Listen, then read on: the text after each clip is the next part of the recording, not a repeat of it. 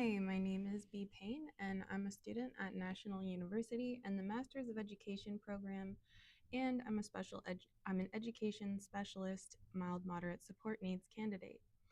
This week is week one of my new class with Professor Amber Fitzgerald, and our class is classroom management.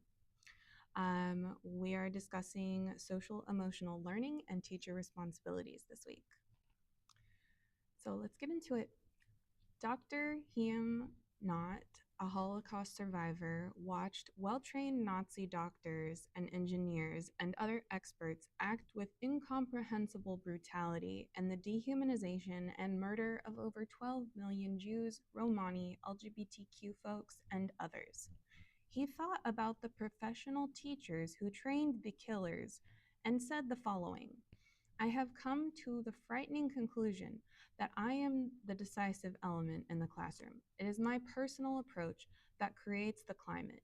It is my daily mood that makes the weather. As a teacher, I possess a tremendous power to make a child's life miserable or joyous. I can be a tool of torture or an instrument of inspiration.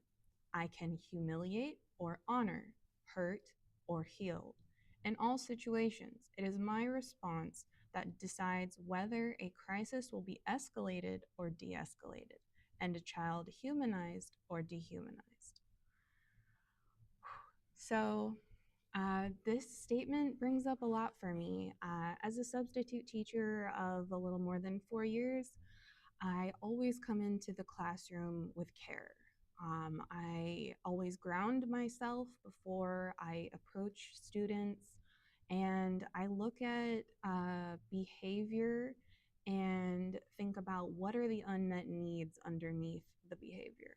I do not see students as good or bad. I see them as humans with needs.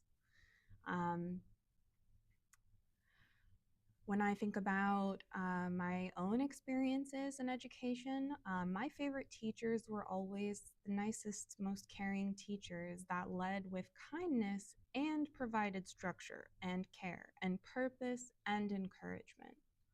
And so I always try to bring those things into my classrooms.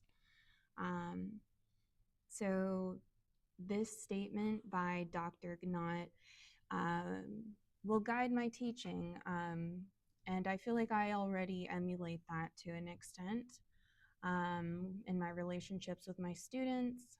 And I intend to carry this forward as well.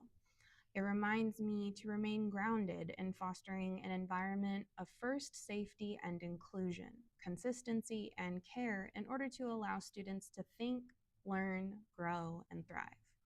Mindfulness is a core value of mine as a practitioner of yoga and mindfulness for the last 14 years. I studied under Karen Stanley at Santa Rosa Junior College from 2012 to 2015.